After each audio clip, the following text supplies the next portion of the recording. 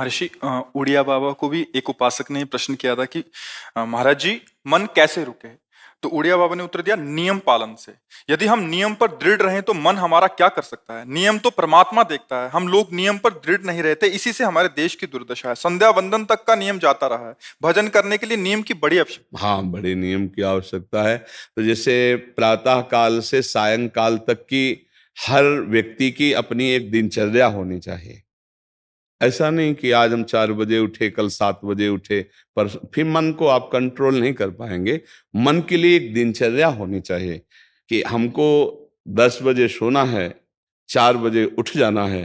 तो फिर 4 से 4:15 नहीं होना चाहिए, 4 बजे उठ जाना, ऐसा नियम बना ले। और उठ करके हमको थोड़ी देर नाम जप करना है, थोड़ी देर हमें वाणी जी का गायन करना है, थोड़ी देर हमें ध्यान, एक अपनी दिनचर्या। फिर हम अपने संसार के कार्य के नियम, जो संसार के कार्य हैं, उनको भी करते हुए भगवान को समर्पित करें। जैसे जो पद में है, जो आपको राष्ट्र सेवा मिली है, जो आपको समाज सेवा के पद मिले हैं, या आपको जो घर की सेवा के कार्य मिले हैं, उनमें बहुत धर्म पूर्वक आचरण होना चाहिए। अगर आप अधर्म आचरण करते हैं, अपने पद का दुरुपयोग करते हैं, तो आप सुबह जग करके थोड़ा माला चला लीजिए, फिर भी आपका कल्याण नहीं होगा, क्योंकि आप अपने पद का, अपने सेवा का दुरुपयोग कर रहे हैं। जैसे हम जानते हैं कि अधर्माचरण है, ये अधर्मी है, हमें पता है दोषी है, और वो हमको कुछ धन दे देता है, और हम उसको मुक्त करवाने की बात सोचते हैं, और जो निर्दोष है उसको फंसा देते हैं। अब तुम चाहे जितना माला चलाने की कोशिश करो या दान पुण्य करो, वो तुम्हारा अधर्म आचरण, वो अधर्म का धन तुम्हें सतमार्ग में नहीं जाने देगा। नियम लेना चाहिए कि जिस पद में है, जिस धर्म में है, जिस कर्तव्य में है, चाहे कुछ भी हो जाए, हम अपने कर्तव्य से विमुख नहीं होंगे। जितना जप महान है, उतना ही कर्तव्य महान है। दोनों बातें समझना है। माला फेरा और इसके बाद बेईमानी, अधर्माचरण, इनका कोई नियम नहीं है कि हमें कैसे चलना है, तो वो माला काम नहीं कर पाएगा, क्योंकि उसका तभी सत्य भाव माना जाएगा माला जपला जब धर्माचरण है। धर्माचरण नियम से। बोले वो बड़े कट्टर नियम वाले हैं, उनको घूस नहीं, आप उनको भयभीत करके नहीं काम करवा सकते, प्रलोभन में काम नहीं करा सकते। ये हमारी गृहस्थी है ना, तो गृहस्थी के पालन के लिए धन चाहिए, और धन के लिए हम धर्म को आगे रखें, धन को नहीं। धर्म को, हमारा कर्तव्य क्या, प्रायः जैसे पूज्य बाबा ने कहा, आज हमारे देश में बहुत दुर्दशा हो रही है। दुर्दशा हो रही, क्यों?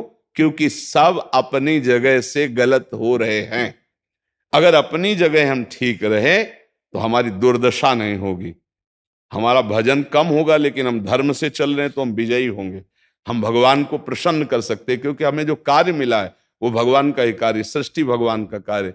जैसे नए बच्चे कुछ वकालत पढ़ रहे थे, तो यहाँ आके प्रश्न किया था कि हम जानते हैं कि वो दोषी नहीं है, हम जानते हैं कि वो दोषी है, पर दोषी हमें पैसा दे रहा है, तो हम वकालत पढ़ी इसीलिए, हम उसको जिताएंगे, तो ये क्या कोई पाप है? तो उनका खुला पाप है। बोले नहीं, हमारी कोई ऐसा कंपनी दो, ऐसा कुछ बोले कि हमारी कंपनी को ये सिखाया जाता है, तो हमको तो ये करना ही होगा, अगर नहीं करेंगे तो हमारी वकालत का मतलब क्या रहा? तो नहीं, वकालत का मतलब अधर्मी को मुक्त करवाना नहीं है। वकालत का मतलब अधर्मी के सबूत एकत्रित करके उसको दंड दिलवाना है, और धर्मात्मा को मुक्त करवाना है। अब इसके लिए आपके पास अर्थव्यवस्था अगर कमजोर भी है, तो धर्म व्यवस्था आपकी पूरी है। धर्म व्यवस्था ठीक है तो परिवार स्वस्थ रहेगा, सुखी रहेगा, भगवान आप पर प्रसन्न रहेंगे। अच्छा, फिर हमने तर्क रखा कि जैसे आपकी बहन के साथ कोई गलत व्यवहार करे, आपको पता है, और वो आपको 10 लाख रुपया घूस दे, तो क्या आप उसका पक्ष लेंगे? नहीं। तो फिर दूसरी बहन के साथ किया है। अब यहां विचार करना है ना, अपने भाई का अगर कत्ल किए हो, मुझे पता हो कि ये दोषी है, तो क्या हम पैसे से उसको मुक्त करने देंगे? लगेगा कि जान की बाजी लगा देंगे, और तुम्हें हम, ऐसे ही एक गरीब आदमी की किसी ने हत्या की है, तो आपका पक्ष बनता है। पर यह ज्ञान कहां मिलेगा? बिना अध्यात्म के ज्ञान तो मिलेगा नहीं। ज्ञान तो इस बात का मिला कि कैसे पैसा कमाया जाए। अच्छा, वो पैसा यदि अधर्म से आया है तो आपकी दुर्दशा कर देगा, आपकी बुद्धि भ्रष्ट कर देगा। तो जो बाबा कह रहे हैं कि आज हमारे समाज की बड़ी दुर्दशा हो रही, उसका कारण यही है कि हमें अध्यात्म का ज्ञान नहीं, हमें धर्म का ज्ञान नहीं, और बड़ी बड़ी गलतियां हो जाती है। बिल्कुल पता है आदमी निर्दोष है और हम धन के प्रभाव से उसको दंड दे देते हैं। वो दंडा भगवान जब आपको पलट कर देंगे तो आप सह नहीं पाओगे, उसका परिणाम बहुत बुरा होता है। तो इसलिए समाज को चाहिए अपने अपने कर्तव्य का पालन करते हुए एक नियमावली बना ले। जैसे कुछ दुकानों का नियम होता है कि वहां फिक्स रेट होता है, नहीं होता? वहां ये नहीं चलेगा कि कसम से कहते हैं कि तुम्हें हम अपना जान करके कि 100 रुपया मीटर ये मिला है, हम बिल्कुल मुनाफा नहीं ले रहे। नहीं, झूठ क्यों बोल रहे हो? दुकान खोले हो मुनाफा के लिए, झूठ क्यों बोल रहे हो? नहीं लेंगे मुनाफा, हम जितने का लाए हैं उससे मुनाफा लेंगे, पर 120 रुपया मीटर देंगे, कपड़ा बढ़िया है, नाप फिट है, इससे नीचे नहीं उतरेंगे, हमें सफाई देने की जरूरत नहीं है कि हम कसम खाते हैं या ऐसा। हम जानते हो ये बिजली है, दुकान है, नौकर लगे हैं, तो इसका मुनाफा लेने के लिए दुकान खोलें, कोई दान करने के लिए तो नहीं। तो सबको पता है मुनाफा लेगा, लेकिन एक फिक्स दाम, उसे 10-20 रुपया का मुनाफा लेकर के हम उसको बेच रहे हैं। लेकिन झूठ क्यों बोले? बोले झूठ के बिना धंधा नहीं चलता। नहीं, ऐसा नहीं है। अब असत्य बोलोगे तो उससे जो आपको मुनाफा मिलेगा वो आपकी बुद्धि भ्रष्ट करेगा, और सत्य है कि मुनाफा के लिए है वही चीज, और आप एक फिक्स रेट में दे रहे, बढ़िया है। अब अगर आप कोई मिलावट करके भोजन सामग्री दे रहे हैं, आपको पता है, तो जो खाने वाले के हृदय में बैठे हुए भगवान है वो तुम्हारे जीवन में मिलावट कर देंगे, तुम्हारा जीवन महान दुखमय हो जाएगा। ये कहां समझा जाता है? एक आदमी सिंथेटिक दूध बना रहा है, उससे कहो ये अपने बच्चे को पिला, नहीं पिलाएगा। फिर ये दूसरे का बच्चा जब पिएगा तो उसकी हालत क्या होगी? दूसरे शरीर में जाएगा तो हालत क्या होगी? वो केवल धन की बुद्धि रख रहा है। एक आदमी घी में केमिकल मिला रहा है, एक ऐसे अभक्ष्य पदार्थ मिला है, वो स्वयं नहीं खाएगा, लेकिन वो होटलों में भेजा जाएगा, हजारों लाखों लोग खाएंगे, बीमारी बढ़ेगी, उसको रुपया से मतलब है। ये चीज, ये दुर्दशा हर जगह धर्म का ज्ञान न होने के कारण फैल रही, नहीं फैल रही। एक मरीज बीमार है, असली दवाओं में पैसे ज्यादा है, नकली दवा लेकर के असली के दाम में बेच देना, उसको बिल्कुल फायदा ना होना। लेकिन परमात्मा देख रहा है, तुम जानते हो नकली दवा है, वो तो नहीं जानता बेचारा, ज्यादा पढ़े लिखे नहीं, किसान आदमी गांव का आया है, तुमने दे दिया और उसने पैसा दिया असली के। अब वो पैसा तुम्हारी बुद्धि भ्रष्ट करेगा, तुम्हारे परिवार में कलह पैदा करेगा और तुम्हारा पतन कर देगा। ऐसे हर डिपार्टमेंट में, हर विषय में यदि हम अपने धर्म से चले, अपने सत्य से चले, और थोड़ा भी भजन होगा, वो आपको उत्तम गति प्रदान करेगा। पर ऐसा कहां समझ में आ रहा? अध्यात्म के बिना भला ऐसा समझ में आएगा? तो इसीलिए कह रहे हैं हमारे देश की दुर्दशा हो रही।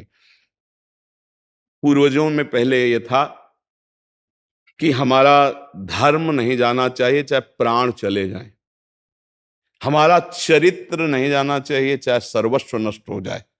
आज इसकी कोई परवाह नहीं, तो उसी से बुद्धि भ्रष्ट हो जाती है, जीवन एक पशुवत आचरण वाला हो जाता है, और वो अपने को बड़ा सुखी समझने लगते हैं कि हमारे पास बड़ा वैभव है। लेकिन प्यारे, उस दिन को याद करो जिस दिन तुम्हारा आखिरी समय होगा, ना तुम्हारा फार्म हाउस जाएगा, ना महल तुम्हारा जाएगा, ना बैंक बैलेंस जाएगा, ना कोई व्यक्ति, और ना ये शरीर।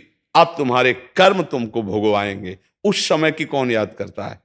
अगर उस समय की याद हो तो भय लग जाए कि नहीं नहीं, पाप नहीं करूंगा, क्योंकि जाना है यहां से। अच्छा, कब जाना कुछ पता नहीं है, किसी भी समय ट्रांसफर हो सकता है इस शरीर से। तो हमें लगता है कि महापुरुषों के जो वचन है कि हमें एक नियम से जीवन जीना चाहिए, धर्म पूर्वक जीवन जीना चाहिए, अपने कर्तव्य का पालन करना चाहिए। जो हमारे लिए कर्तव्य, आज प्रायः धन प्रधान बुद्धि होने के कारण कर्तव्य स्वाहा हो रहा है।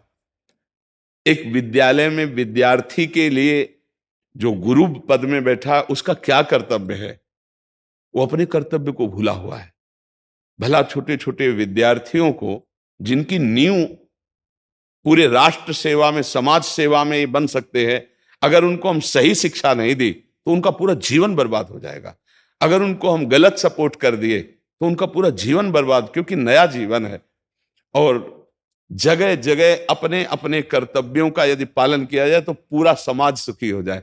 लेकिन कर्तव्यहीनता आ रही, कोई अपने कर्तव्य को नहीं समझ रहा है। तो यही बात महापुरुष जनों को दुख लगता है कि अगर सब अपने कर्तव्य का पालन करें, धर्म का पालन करें, भगवान का नाम जप करें तो सब सुखी हो जाए। सुख सब चाहते हैं और आचरण दुख वाले करते, इसीलिए सुख नहीं मिल रहा है, परिणाम में हमें दुख मिल रहा है। सच्ची मानना, वो रुपया पूरे परिवार में अशांति पैदा कर देगा। और धर्म पूर्वक 100 रुपया लाओगे और 4-5 परिवार के बैठ के नमक रोटी खाओगे, आनंद से सोओगे, बड़ा प्यार रहेगा, भगवान की कृपा रहेगी। पर ये बात समझ में नहीं आती है। तो ये वृत्ति अगर छोड़ी ना जाएगी तो कुछ भी कर लो, कहीं भी दान पुण्य कर लो, लाभ नहीं मिलेगा। अगर दान देने की बात कही गई है तो धर्म पूर्वक कमाए हुए धन से। अगर आप मेहनत से कमाए हो ना, 10 रुपया दे दोगे ना, तो 10 रुपये का वो आटा लाके अगर 2 रोटी खाएगा तो खूब वजन होगा। वो आप 1 लाख रुपया बेईमानी कर रख दोगे ना, तो बैठे बैठे वो गंदा ही सोचेगा, वजन नहीं होगा। उसका गंदा सोचना और आपका गंदा करना दोनों मिल करके, उसके कारण भी तो आप बने ना, तो आपका ही पतन हो जाएगा। उसको तो भगवान बचा लेंगे क्योंकि भगवान की शरण में है। तो मुझे लगता है अधर्म के धन से कभी किसी को लाभ नहीं मिलता। तो अपने कर्तव्य का पालन करते हुए यदि नाम जप किया जाए तो बहुत जल्दी हमको लाभ प्राप्त हो जाए। बहुत सुंदर मतलब ये चर्चा होती है, अगर आप लोग इसको धारण कर लें तो निहाल हो जाएंगे। सच्ची कह रहे, ये जो बातें हैं ये बहुत सुंदर जीवन को पुष्ट करने वाली हैं, पर आप धारण कर लें तो बात है। नहीं तो जैसे लाभ दिखाई दे रहा 50,000, तो ये बातें भूल जाओगे, ये बातें अच्छी नहीं लगेंगी। हे यार, बहुत बढ़िया काम घर में आएगा, पर हमारी ये बात ध्यान रखना, वो 50,000 घर में अशांति पैदा कर देगा। सच्ची मानना, आप धर्म से चलना, धर्म से चलोगे तो भगवान तुम्हारी रक्षा में रहेंगे। अधर्माचरण, देखो कैसी कैसी घटनाएं होती हैं। बढ़िया कार है, फिल्मी गाना लगाए चल रहे हैं, और वो एक्सीडेंट हुआ, आग लग गई, बाहर निकल ही नहीं पाए, वो अंदर ही जल गए। क्या हुआ? ये करोड़ों रुपए की कार भूंज दिया तुमको अंदर ही बैठाल के, धू धू करके आग लग गई, अंदर जल। ऐसे जलना चाहते हो या भगवान के आनंद में चिंतन करके शरीर छोटे हो, फिर दाह संस्कार हो ऐसे कि सब लोग भगवान के नाम का कीर्तन करते ही जा रहे, फिर आपका अंतिम संस्कार वहां जीवित जल गए? क्या हो सकता है? एक एक पल तुम्हारे कर्म का हिसाब होगा, एक एक सेकंड का। ऐसे कर्म करो कि हमारा अच्छा हिसाब हो, बुरा हिसाब। ये मत समझो कोई देख नहीं रहा, वो देख रहा है, जिसको हिसाब कर रहा है वो देख रहा है। उसके लिए कोई वकील या किसी सबूत की जरूरत नहीं होती, वो सर्वांतर्यामी आपके अंदर बैठे ही देख रहा है। तो सदैव जैसे ये सत्संग सुन रहे हैं, तो अगर हाथ जोड़ के प्रार्थना है, थोड़ी भी बात मान लोगे तो आप सच्चे सुख के मार्ग में चलने लगोगे। नहीं तो भाई बहुत गंदी हवा चल रही है, माया की बहुत गंदगी ऐसी फैल रही, कलिकाल है ना, कि ये बातें किसी को पसंद नहीं आती। वो बात बताओ कि हम कितना रुपया कमा ले, कैसे कितने भोग भोग ले, और वो अध्यात्म में नहीं है। आपको सच धोखे में मत रहना, अध्यात्म में है। जितना आप धर्म से चलोगे उतना सुखी होगे, और लोक में है जितना धन मिल जाएगा उतना सुखी माना जाएगा। लेकिन वो सुख नहीं है, वो चंद मिनट के लिए हाइलोजन की तरह जलेगा, फ्यूज हो जाएगा। और धर्मात्मा दीपक की तरह जलेगा, पर बहुत काल तक चलता रहेगा। इन बातों का चिंतन कीजिए, खूब नाम जप कीजिए और भगवान के भरोसे रहिए, गंदे आचरण मत कीजिए।